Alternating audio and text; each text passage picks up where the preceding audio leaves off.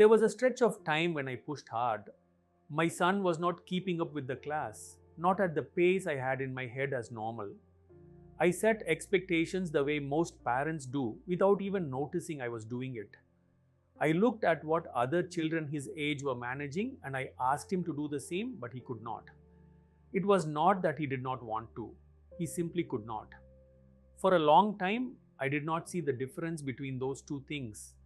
So the question that kept coming to me was the obvious one. Why can't he do what other children his age are doing? I asked it in different ways for a long time. Why is he slower at this? Why does it not stick in his mind?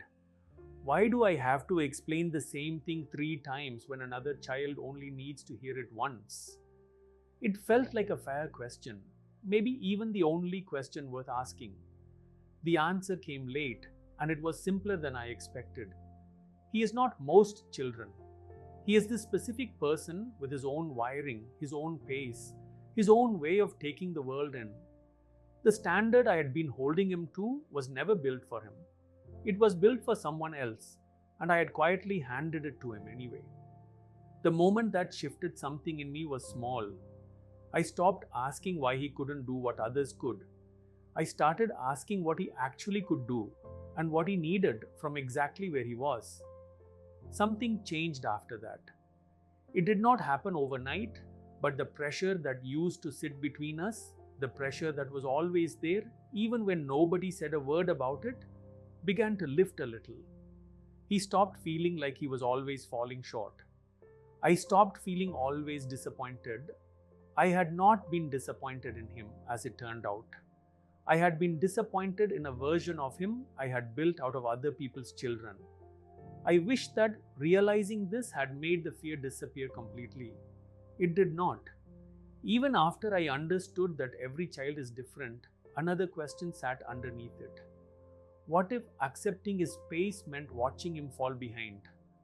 What if the world was not going to be as patient with him as I was trying to be?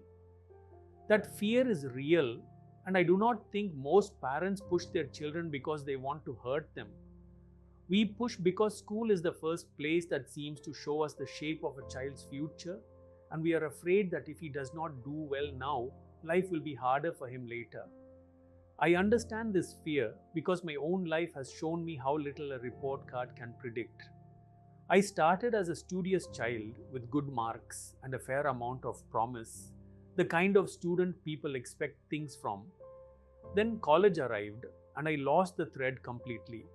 I found every distraction there was to find, fell behind in subject after subject, and kept retaking exams, and never landed a single campus job offer even after finishing an MBA from a well-known college, a seat I had earned purely on merit.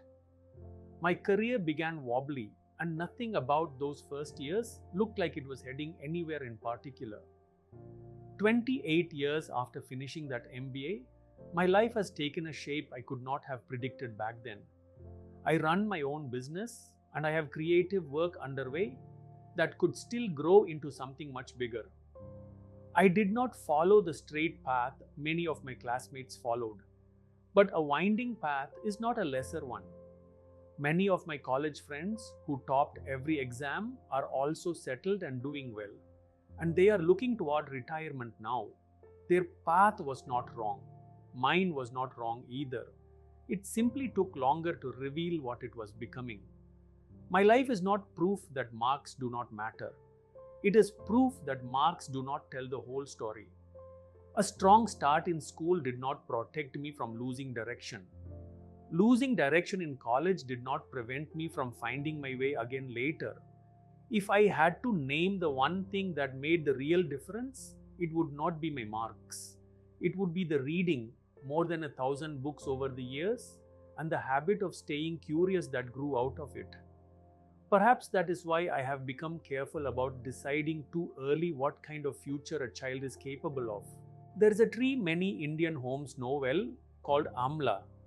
It does not grow apples, and it never will, no matter how much water, advice, or disappointment it gets. But nobody stands in front of an amla tree and calls it a failure.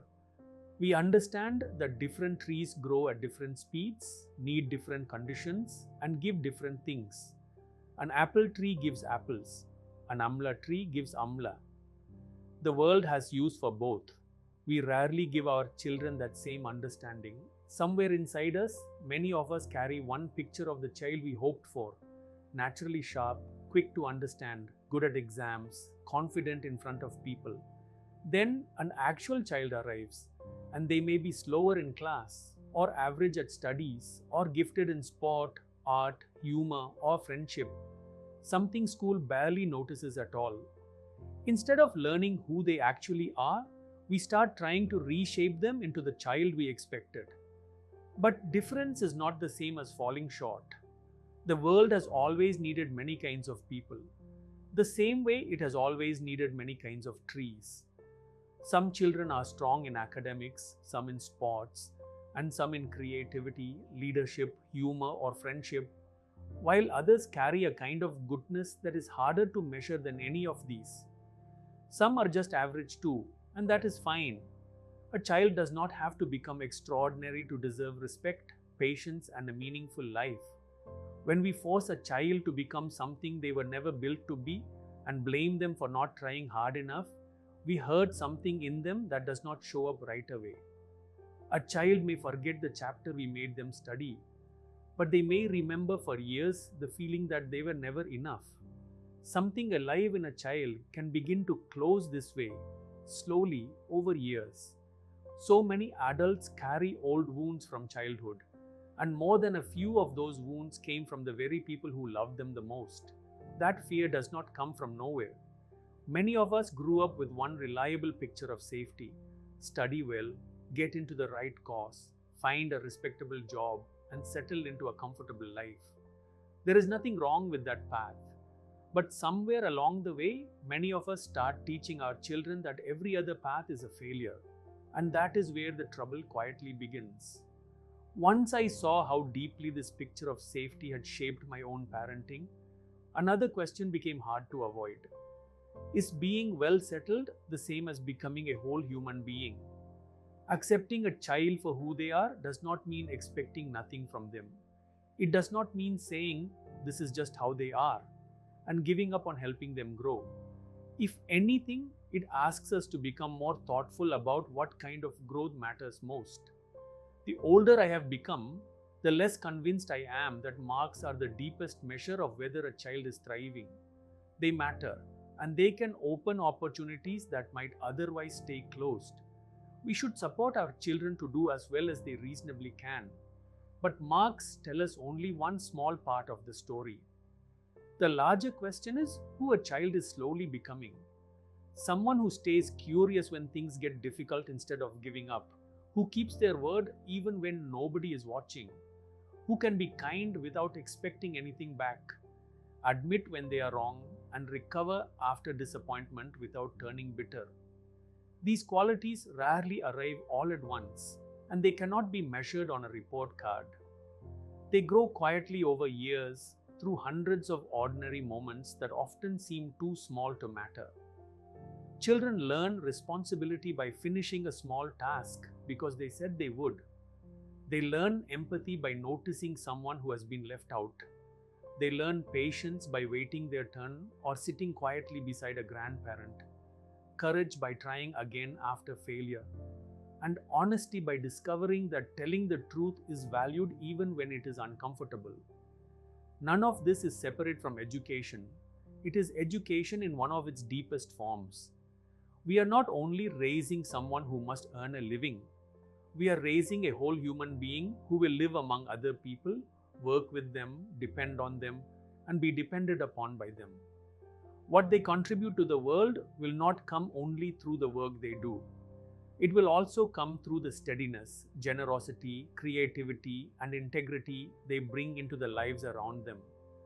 That is why I now ask myself what I should expect most deeply from my child.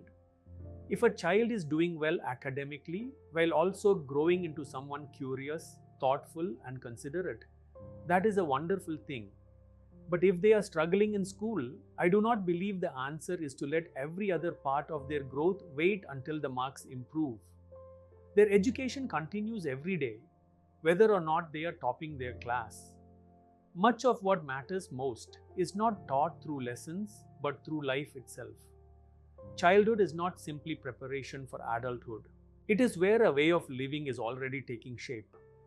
Children rarely become this kind of person because we lecture them about character. They become it because they spend years watching ours.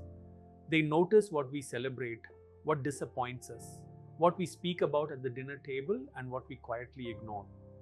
They notice whether we only admire people with impressive salaries and job titles, or whether we also admire kindness, craftsmanship, courage, and quiet integrity. They notice whether we still read, whether we remain curious, whether we apologize when we are wrong, and how we treat someone who has nothing to offer us in return. Without meaning to, we teach our children what success looks like simply by the way we live. Discipline matters too, but not because we want children who obey every authority without question. Real discipline is the ability to do what needs to be done even when nobody is watching. It is learning to keep your word, finish what you begin, and use your freedom responsibly. That kind of discipline does not make a child smaller. It helps them become someone who can be trusted with a life of their own. None of this asks us to stop caring about education. It only asks us to place education inside a larger picture of the person. A whole child does not have to score less, break the rules, or take an unusual path to be whole. A topper can be curious and kind and brave too. The problem was never achievement. The problem is when achievement becomes the only part of a child we know how to see.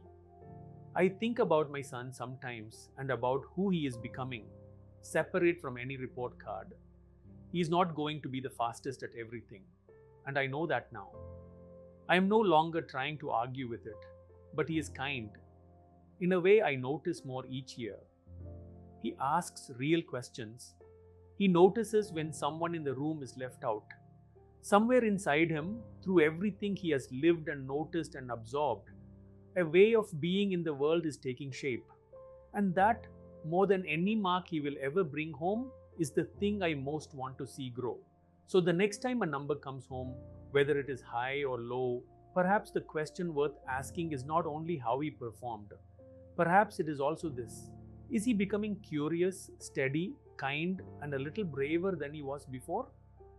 And perhaps the most honest question is one we ask ourselves: are we helping our children become whole human beings, or are we still deciding for them exactly who they have to be?